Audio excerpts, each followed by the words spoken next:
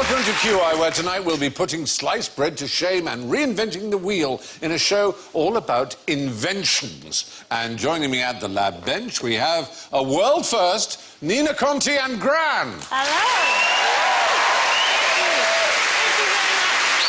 The peculiarly innovative Sean Locke. Thank you. The patently absurd Bill Bailey.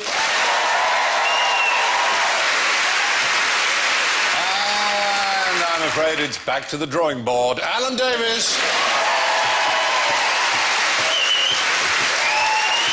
Now, panel, if you have any bright ideas you wish to share, activate the light bulb in front of you. Bill goes. Sean goes. Nina or Gran go. Me. Hurry. And Alan goes. So you brought your grandmother with you. Yes. Hello. Is she familiar with our rule? We have in this series, we have a don't know rule. We have a nobody knows rule. Right. There's a joker which you have there, which is the nobody knows. There. Nobody knows. You see, and there may be a question to which nobody actually knows the answer. There is no right answer. The answer is nobody knows. Can she? Yes, grandmother? there you go, I can Gran. hold it. Look. There you go. It's You got it? Yes. She's got a little bit of arthritis in the fingers. That's mesmerising. Look at that. Yes, it's it. Do you want me to hold it for you? No, dear. Oh, all right. Smack me on the bottom with it, dear. Great! I won't be like that. I'm just excited. Fair enough. Good. Now, my first question is, why should you be glad that you didn't invent the flying car, the parachute suit, or the Webb rotary press? Well, I've got a feeling the guy with the parachute suit, didn't he die? He did. And then it does follow that they all died. They were all killed by their own invention. The inventor of the Webb rotary press, for example, which was a huge advance, yes, and it revolutionised printing. And unfortunately, the inventor fell into the works and got gummed up in them and died. Really? Yeah, yeah. Very sad business. Very sad business. But it did change printing. He was called William Bullock. Oh. Yeah. Which bit of it did he fall in? Well, into the sort of gearing. I can't imagine how he would have managed it, really. There was a bloke the other day went through a machine and his whole body went through a tunnel the size of a CD. What? And he survived. What? Was it Ronnie Corbett? No. Yeah, that would explain it. No, his whole head went in, broke every bone in his body. But he obviously. did live. But he lived. Wow. To tell the tale. Unfortunately, though, he is now in a redundant format.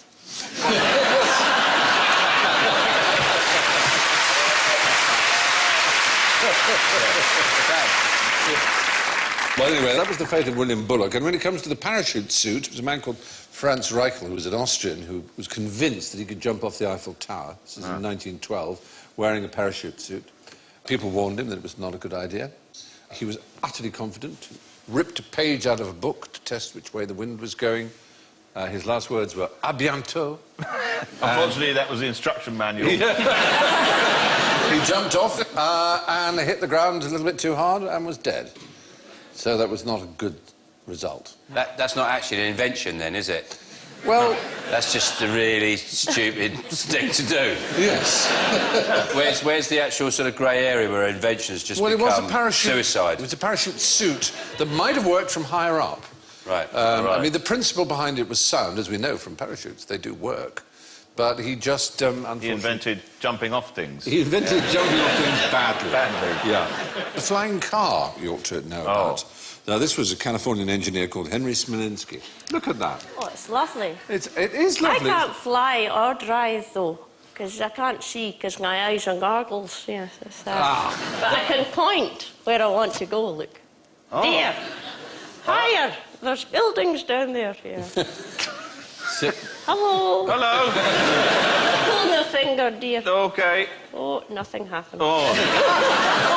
Oh, you've got a very, very warm finger there, Gran. Oh, no, don't say that, dear. Draw attention to it. All right. Where it's skin. OK. All right, thank you. Thank you. Thank you, Gran. Yes. I mean, on the face of it, it's rather a marvellous idea. Smolinski's idea was that you drove to an airport, you collected the wings, you'd fly 500 miles odd to the next city, where you'd take the wings off, and then you'd drive off again. And it worked really well. And then in 1973, he was on a flight, and one of the struts broke, and he and his co-pilot plunged to their death. Yes. And the idea was never thought of again, but I think it should be brought back. I thought he would have died when he was up in the air and then he got up to go around with the drinks trolley. I mean, I think it's simple. It's a very... It worked with Chitty Chitty Bang Bang. Yes. Yeah. So did they have two sets of controls then? Well, you've asked an intelligent question. Extraordinary. Yeah, I know.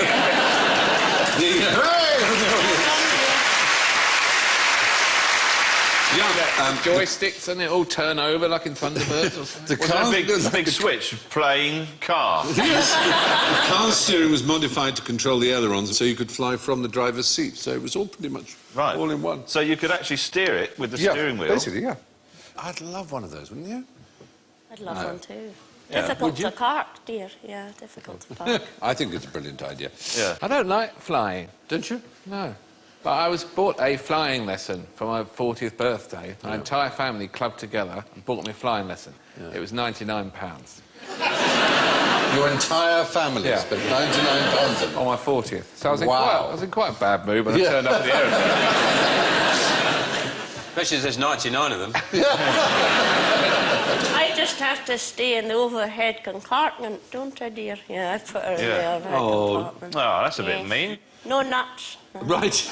And people have to open the compartment slowly just in case you fall out I and fall injure out someone. and hurt someone, yes. It's tragic. It is tragic. But I'll darling. keep going. Yes.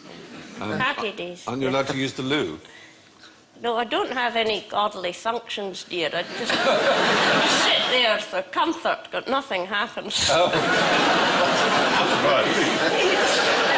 Too much information, Gran. There are all these other grands in the overhead compartments all crawling about during the flight. Right. I don't know why you even go on the plane. Why don't you just post yourself? Too expensive, dear, and heavy. That's not true. I lost her once, actually, on a plane. By an airline, you know, which, for legal reasons, I'm not supposed to name. Ryanair. She's bad. Did you have to pay an extra seat for her or an extra cabin area or anything? No, unfortunately, she's a cheapskate. I don't know. That's why I don't know. She's a bit big for hand luggage, so it's a dilemma. Yeah. It's always a risk. Yeah. Would you put your granny in the hold, dear? No, I wouldn't. No. I have a friend who has one of those micro pigs, and she puts the pig in hand luggage in the cabin without telling them. It's only, It's only a pig, isn't it? It's one of those tiny pigs. Are they easy to look after? My wife would love one of those. Well, you can grow them, can't you, in special tubes? And so they're triangular, then they'll fit in a Toblerone box, you know. Well, So Toblerone? No. Some of them will grow and grow and grow, and you find you've basically got a huge You've actually just got an actual pig. Yes, what you bought was a piglet. God, imagine being conned by a pig salesman. It's called buying a pig in a poke. Yeah. It actually is a phrase for it. Pig An actual salesman pig. used to be dishonest. Can you see that, Nina? What, pig in a poke? Can I see that? Is that what that means? Go on, say pig in a poke. That is a challenge to a ventriloquist. Come on. No, if I say pig in a poke, it's fine. You say it, Gran. No. Go on, Gran. Pig in a poke. Yay! That was impressive. How do they do that? How do they do I didn't that? know it meant that. Pig Yes. in a poke? What's a poke then? A poke's like a sack. A pocket is a small Oh, I poke. see. So you haven't seen the pig? Exactly. That's So it could be a dog. Sight unseen, exactly. Yeah. That's it. So, yes, the point is all those inventions tragically killed their inventors. Which well-known invention is the wickedness which lurks in the belly and deserves to dwell in the cesspool? The wickedness which lurks in the belly do we know the last cooking. Sunny Delight. Do we? Oh, I know. Yes, Go, Gran. We know, because this is... yes, because I'm a belly speaker. You are a belly speaker, ventriloquism. Ventrilo- That's it, so you're a tummy speaker. And it was considered to be a possession by demons, if someone could have this voice come from their tummy that didn't seem to come out of the mouth, or through their voice, you used to say. And there was a patriarch of Constantinople by the name of Photius, who once excommunicated the Pope. And he was the one... There you are. Have a go. Have a go. Oh, well, we all got these. Here with a poke. Yes. I'm very impressed. Oh, hang on. Oh, they've all The got weird one thing is, look. that puppet is a ventriloquist, and its lips didn't move when you said that. Yeah. Yes. So it is operating you, which is fantastic. It really is a lot... It really is a lot harder than it looks. Yes. You've had a stroke, dear. Hello.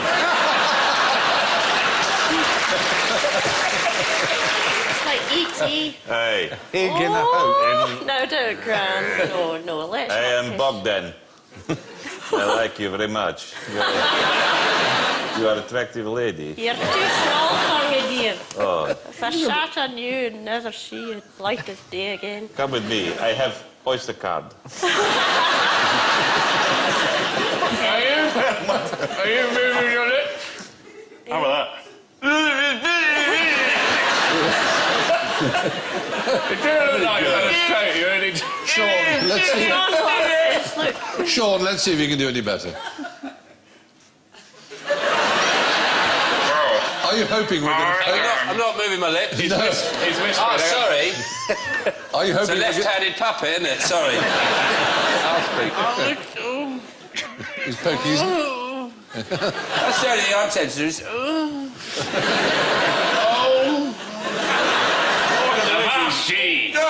Pieces of eight. Pieces of eight. You don't actually have to stretch your mouth. That's the only one I can do. I can't do it any other way. I can't do it.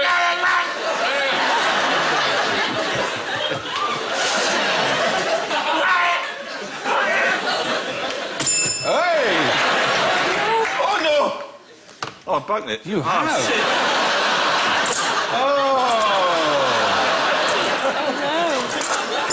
What is it? Bill Bailey.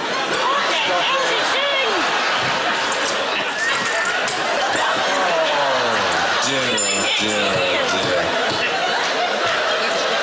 What a wretched disappointment to us all you are.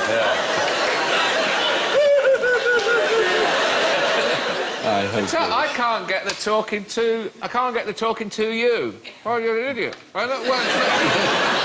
Yeah, there's It's not... very difficult. It's You not have to look like you're listening when you're talking. You look at her when she's talking. Yes, and you have to look like you're listening when you are, in fact, talking. It's quite difficult. You know, the first rule of show business, make everything look easy. Sorry. Yes, that's true. This half-wit over here. Milking it for all it's worth here. I think, is it not... It doesn't matter if your lips move, because surely this gives the game away. In those circumstances, Stick yes. here suggests that it's not actually a real thing that's chatting. So it doesn't really matter whether my lips move, does it? I thought this was a highbrow show. Yes, quite. And in order to make it highbrow, I'm sure you can help us a little bit, Nina, on the history of ventriloquism. Well, I know that it has a very dark history, and that ventriloquists used to earn their living as if I've got it their all words were divine utterances. Yes, that's the point. Yes.